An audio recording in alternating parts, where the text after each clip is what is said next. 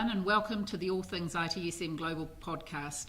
We're coming to you today from Knowledge15 in Las Vegas. So I'm Kirsty McGowan, and I'm here with Ken Gonzalez and Carlos Casanova. Kirsty. And our special guest today is Eveline Oehrlich from Forrester. Lovely to see you here, Eveline. Great to be here. So, Eveline, first, thank you for coming. What's going on with Forrester? What's the latest sort of trends? What are you working on? What kind of things are, do you see kind of the industry going directionally? A couple of things we're working on. First of all, we try to have a good time. That's most important, as you know, absolutely. Carlos, right? Good. Second, we're seeing some transformations are happening. We're seeing that technology management is actually shifting into two agendas. One is the IT agenda, the traditional systems of records, which need to be managed, kept up to date, and so on. And then the second is the business technology, which is really there to run and manage those critical businesses for the company to drive revenue and to have employees and customers happy experiences. I think that's the two things we're working on right now. Excellent. So, I know you talked about the P's and whatnot of service management stuff. Can you kind of expand sort of a little bit more on that? Yeah, so we see a lot of organizations are talking about workforce enablement and workforce enablement to make sure that the employees are productive, to make the value chain connect to delivering the services which are key for the customers, the consumers, right? For example, if I am in retail banking and I'm a teller, I need to make sure that the teller is so productive that you as a customer can get your money or whatever your transaction is.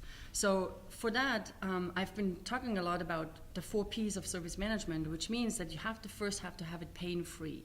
Pain-free meaning both for those who consume the service and those who provide the service, that it's happening.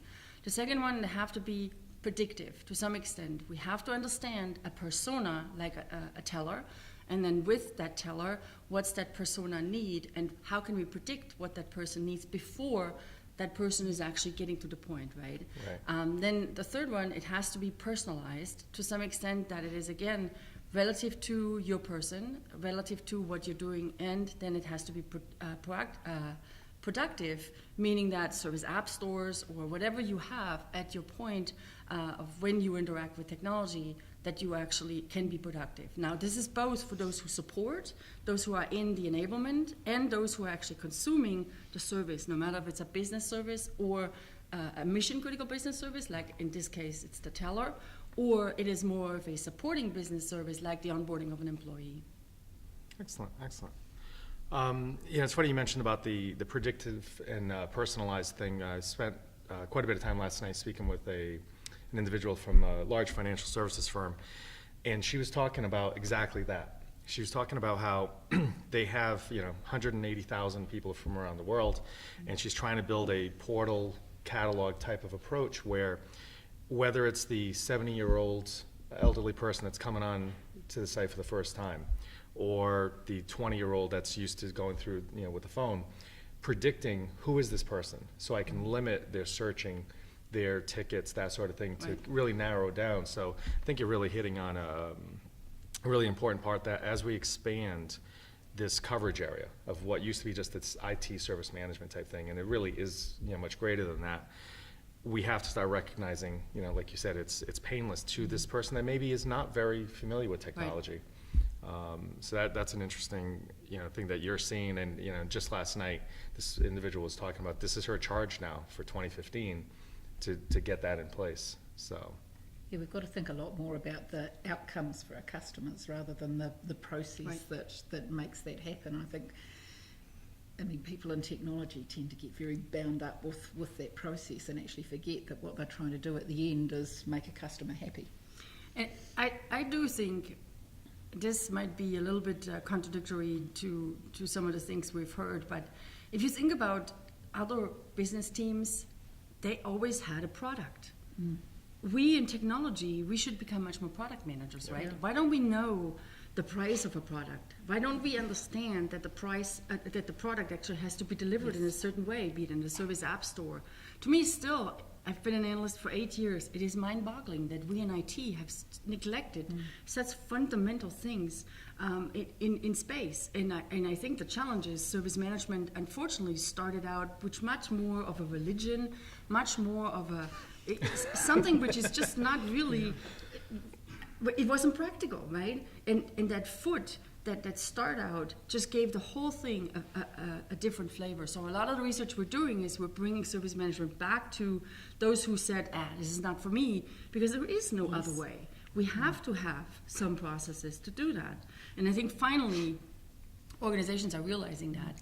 And as we enter agility, as we enter DevOps, as we enter the speed and the demands in the digital business, there has to be some structure. So the beautiful thing for all of us is that we're in it, right? We've lived it, we've breathed it, we've talked about it, we've pitched it, we've presented it. Yeah. Now it's finally here. Surviving it? Yeah, we've survived it. It's finally here, which is great.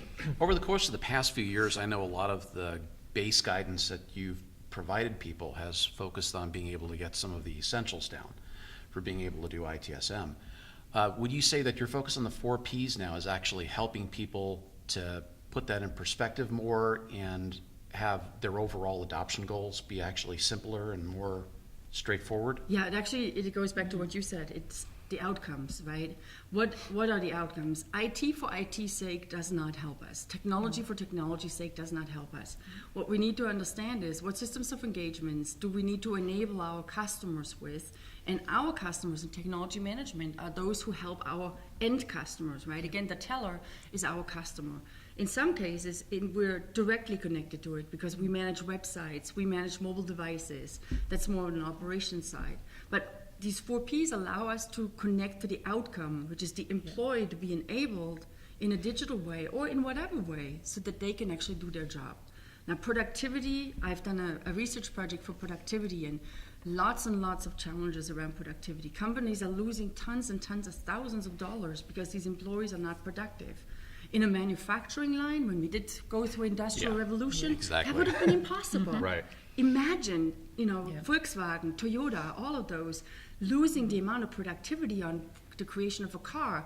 But for us in IT, because it was really never quantified, that's why it was possible. And now it needs to be quantified because there's a threat, right?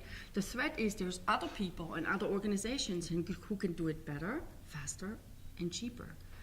Cloud providers who are out there, just like in the taxi business, the Uber are here to get at that service and provide that service when I need it, where I need it, and I don't need to wait for a taxi in a place like, for example, Stuttgart, Germany. And people in IT tend to still think they're working in IT. They don't think they're working in health, and they don't think they're working in manufacturing. They don't think they're working in publishing. If you ask them what they do, they say they work in IT. And that's probably, that's a mindset that would be really nice to change, that if you're working for a business that provides cars, that's what your job is. You work in a car manufacturing business. You don't work in IT. Yeah, I do that at every speech. Yeah. And I challenge you, go around on the floor here at Knowledge15 and ask these people, where do you work? Yeah. I'm estimating 70% of the time you get the answer, I work in IT at Walmart. I work in IT at UPS. Yeah. Every time I do a speech, I ask for show of hands. Yeah. How would you answer it? And if you don't want to show your hand, you don't need to embarrass yourself. Answer it within yourself, but switch that. You work at Walmart in IT. Yeah. Because the business people say, I work at Walmart in sales. Yes. I work at Walmart in marketing. Exactly. Yep. Right? I think IT is probably one of the very few professions where we still say we work in IT. Exactly. Yeah, and it's interesting because, to that point, one thing that we really don't speak enough to is that aspect of, if there is no IT, there's no business, and business can't run with IT. So we have to be working together. It is a more collective thing that we've built up this sort of barrier. And now when you start looking at the cyber resilience aspects and the cybersecurity stuff, it has to be even more closely tied. Because we saw something wrong, so we just spun up, we rebooted the server. Yeah. But from the business perspective, they recognize that, hey, this isn't supposed to be happening that way. And maybe there was something more of a breach sort of approach.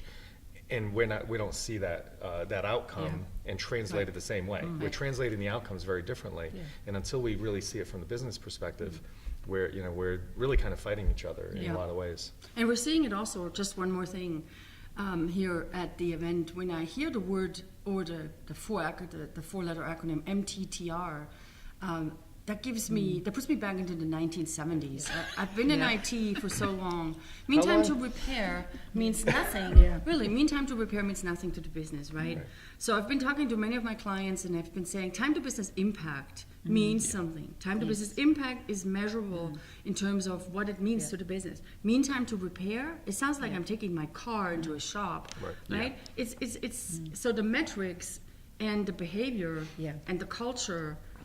That is, I think, the starting point. Yeah, I think we heard someone say, well, I can't remember what was on our podcast or not, but talking about mean time to value rather than mean time to mean time to repair. value is a little better. Yeah. But So, business impact is really it what we're after, right? It is. That's what you're trying to do, is make a difference to the Right. business. Exactly. So, well, it's been an absolute pleasure having you here today, Eveline. It's been lovely to talk to you. Likewise, thank you very much for having me. Thank Thank you. you.